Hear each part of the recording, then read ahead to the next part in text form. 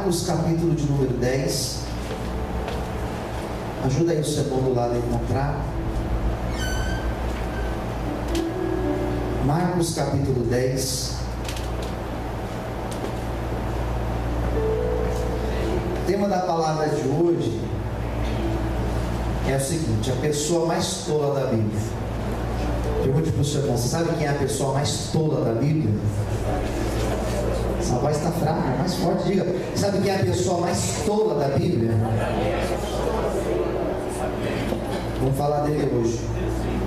A Bíblia chama ele de o jovem rico.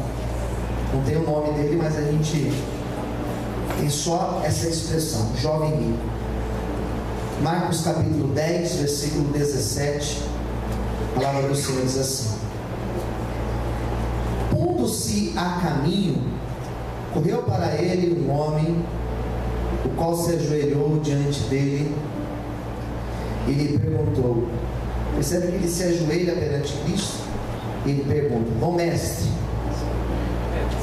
que farei para herdar a vida eterna? Olha a preocupação que ele tinha. E Jesus lhe disse: por que me chamas bom? Ninguém há bom senão um, que é Deus. Tu sabes os mandamentos? Conhece a lei, a Torá? Quais mandamentos? Não adulterarás, não matarás, não furtarás, não dirás falso testemunho, não defraudará alguém, honra teu pai e a tua mãe. Ele, porém, respondendo, lhe disse: mestre, tudo isso guardei desde a minha mocidade. E Jesus, olhando para ele, o amou. Jesus, olhando para ele, o amou.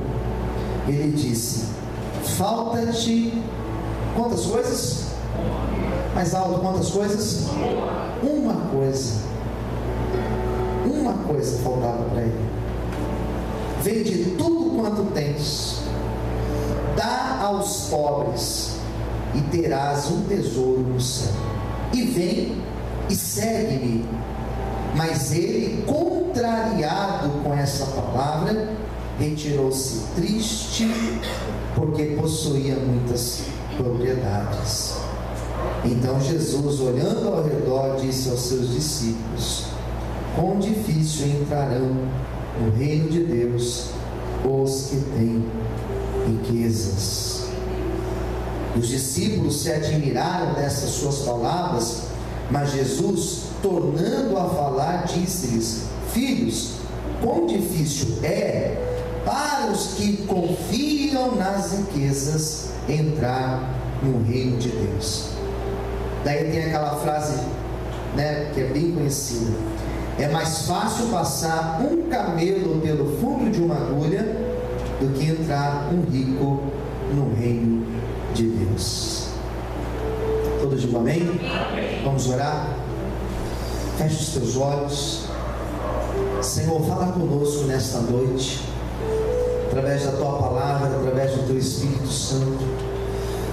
Venha falar aos nossos corações. Não nos deixe sair daqui, Senhor, sem ouvir Tua voz, sem sermos ministrados pela Tua palavra, mas que o Teu Espírito possa ter a total liberdade para falar conosco. Abençoe os que me assistem agora, os que me ouvem nesse momento. Que a Tua palavra seja direta às nossas vidas, em nome de Jesus. Amém. Amém. Você pode aplaudir o Senhor nessa noite? Glória a Deus. Amém. Pode acender aqui para mim, por favor. Essa palavra que eu li para vocês fala de um jovem. Eu costumo dizer que ele é o mais tolo da Bíblia. Por quê? Porque ele perdeu a oportunidade de se tornar um discípulo de Cristo. A Bíblia não fala mais nada dele. Não existe mais nenhuma passagem, nenhuma, que vai falar dele. Acabou aqui a história dele. Como que foi a vida dele? Ele continuou rico? Ele ficou pobre? Ficou mais rico ainda? Não sei. Ele se converte depois? Não sei. Fato é que ele perdeu chance da vida dele de se tornar um discípulo de Cristo. Jesus, ele estava, diz a Bíblia, que ele estava indo nas suas caminhadas, nas suas jornadas. Geralmente ele ia para Jericó, depois ia para Jerusalém, voltava para a região da Galileia. E nessas suas indas e vindas, diz a Bíblia que ele encontra este jovem, que era um fariseu, era um jovem estudioso da palavra de Deus. A maneira que ele cumprimenta a Cristo mostra que ele era um jovem estudioso. Como que ele cumprimenta a Cristo? Bom mestre. E ele reverencia a Cristo. Ele reconhece a autoridade de Cristo, ele reconhece em Cristo alguém que poderia ensiná-lo. Então ele se curva perante Cristo e fala: bom mestre, o que eu faço para ser salvo? Preocupação que todos nós temos: salvação, vida eterna. E ele, como um judeu, ele como alguém que frequentava a sinagoga, talvez era um dos responsáveis pela sinagoga. Eu já ouvi estudos dizendo que ele era um dos príncipes da sinagoga. Ele se curva perante Cristo, reconhecendo a sua sabedoria. Ele faz essa pergunta. E Cristo, ele não se sobressai sobre o jovem. Cristo primeiramente fala: por que você me chama de bom? Bom é um só, que é Deus que está nos céus. Quem entendeu, diga amém. Amém. Eu não sou bom. Cristo falando: eu não sou bom. É interessante que às vezes nós ouvimos um elogio, às vezes a gente ouve um elogio, uma palavra, a gente acha que é alguma coisa. Nós não somos nada, queridos. Quem concorda, diga amém. Amém. Se não for misericórdia de Deus, nós não somos nada. Cristo, ele falou: não, eu não sou bom, bom é Deus. Mas vamos lá, vamos tentar responder a tua pergunta. Você quer ser salvo? Então você, como um judeu, você como um fariseu, você conhece os mandamentos, você conhece a lei de Deus, você conhece a Torá, você conhece lá a lei de Moisés? Eu conheço. Legal. Como que é a lei de Moisés? Não matarás, não roubarás, não dirás falso testemunho, honra o pai e a mãe. São 10 mandamentos. São 5 do homem a Deus e os 5 do homem ao próximo. Você conhece os mandamentos? Eu conheço todos eles. E tem mais: eu tenho observado todos eles desde a minha mocidade. Ou seja, eu procuro andar conforme a lei de Deus. Eu procuro ser fiel à palavra de Deus. Quem entendeu, diga amém. Amém. Eu procuro fazer o certo, Senhor. Em outras palavras, este jovem era rico, era fariseu e era religioso. Porque ele conhecia a lei, ele conhecia a palavra, ele vivia conforme a palavra. Daí Jesus olha para ele, irmãos, e Jesus falou o que para ele? Ainda te falta quantas coisas? Uma coisa. Queria eu um dia ouvir isso do mestre. Queria eu que o Senhor Jesus olhasse para mim e falasse assim: ô Luciano, te falta uma coisa. Uma coisa. Eu ia ficar tão feliz. Porque hoje eu olho para mim e eu percebo que faltam muitas coisas. Eu tenho que melhorar em muitas coisas. Quem precisa melhorar aqui, diga amém. Amém. Tem um louvor que fica tocando no meu carro direto, né? É um DVD que estava tocando direto, e uma das músicas fala justamente isso: me ajuda a melhorar. E toda vez que toca essa música eu aumento o som e canto bem alto ela, porque eu falo: meu Deus, me ajuda a melhorar, Senhor. Eu preciso melhorar, urgente. São tantas coisas. Ele faltava quantas coisas, gente? Uma coisa. Jesus fala para ele assim: vende tudo que você tem, reparta com os pobres, e você terá um tesouro no céu. O jovem, quando ouviu essa palavra, deu meia volta e foi embora. E é por isso que eu apelido ele do jovem mais tolo da Bíblia. Perdeu a oportunidade da sua vida.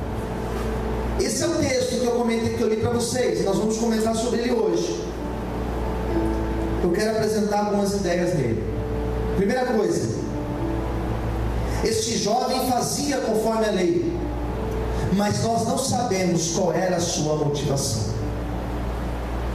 Qual é a motivação que nós estamos aqui nessa noite? Qual é a motivação tua quando você se arruma para vir para a igreja? Qual é a tua motivação para servir a Deus? Nós que somos obreiros, qual é a nossa motivação para fazer a obra de Deus? Porque ele fazia, ele ajudava, ele tinha a lei no seu coração, mas a pergunta é, mas qual era a motivação dele? Quantas pessoas que servem a Deus por interesse? Quantas pessoas que nós conhecemos servem a Deus interessadas naquilo que Deus pode proporcionar para ela? Agora imagine se você descobrir um amigo, entre aspas, uma amiga, entre aspas, que só está do teu lado porque quer tirar algo de você.